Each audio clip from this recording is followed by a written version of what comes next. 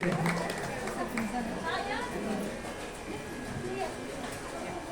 ह्या कार्यक्रमाचा कळस होणार आहे. म्हणजे सगळ्यात आपण म्हणतो की the best and the top most आमचे सर श्याम देशपांडे सर आता अभंग म्हणतील आणि भैरवीने समाप्त करतील.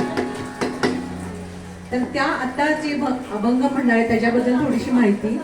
उत्तर कर्नाटकात बरेच भक्त विठ्ठल हा कर्नाटकू आहे, तो कानडा राजा आहे असे मानतात. कानडा म्हणजे समजण्यासाठी अवघड, कानडा म्हणजे गूढ गम्य, कानडा म्हणजे ज्याचा रहिवास कर्नाटकात आहे. महाकवी ग दि माडगूळकर म्हणतात, बाबा रे विठ्ठल, मी तुला समजून घेण्याचा आटोकाट प्रयत्न करीत आहे, पण तुझे हे निर्गुण निराकार आणि मनोहर रूप समजणे अवघड आहे. त्याशिवाय वेळोवेळी आपल्या भक्तांच्या जीवनात विविध रूपे घेऊन तू कसा सामील होतोस? भक्तांनाही त्याचा ठाम पत्ता लागू देत नाहीस. ऐकूयात आमचे स्वर साधण्याचे गुरु श्री श्याम देशपांडे यांच्या स्वर्गीय आवाजात. वेदांनाही नाही कळले अंतपार याचा, कानडा राजा पंढरीचा.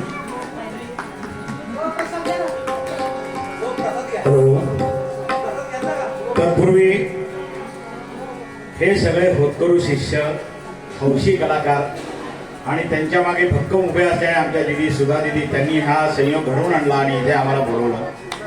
या आमच्या ग्रुपला ही पहिली संधी आहे सार्वजनिक ठिकाणी कार्यक्रम करण्याची. सगळे नवीन होतकरू आपल्या एरियात, यमुनानगर, शाहूनगर इथले सगळे जर असे गाऊ इच्छिणारे सगळे एकत्र आलेत.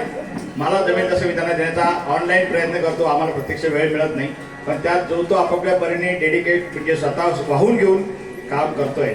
आणि सुधा दिदींनी ही खूप मोठी संधी त्याबद्दल त्यांचा मनापासून खूप खूप खूप खूप आभारी आहे. नमस्कार करते. सर्व नवीन आहेत पण एक नंबर प्रोफेशनल आहे, प्रोफेशनल एकदम. जे गातात ना उत्कृष्ट एक सर्वांच्या टेस्टच्या वतीने अभिनंदन. दिदीने नमन करते आली आणि चालू करते आहे. एक दोन अभंग घेऊन लगेच भैरव घेतो, कारण आम्हाला 2 तास दिले होते. त्याप्रमाणे मोजतोय, वेळ कंटिन्यू बघतोय एवढं हे होतील. अजूनपर्यंत त्याला सगळे म्हणू शकतात, 10 पर्यंत 11 पर्यंत त्याला अर्थ नाही. तर जास्त पण टाळायला नको. तुम्ही आम्हाला उठा म्हणण्याच्या आधी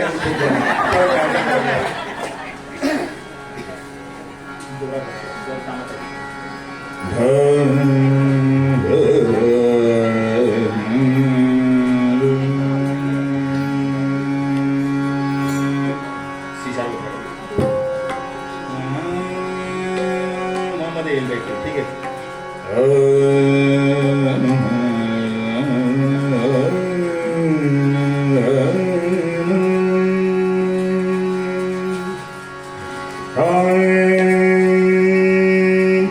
वेदा नाही कळला,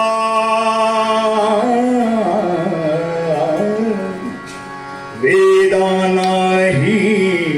नाही कळला अंतपार याचा,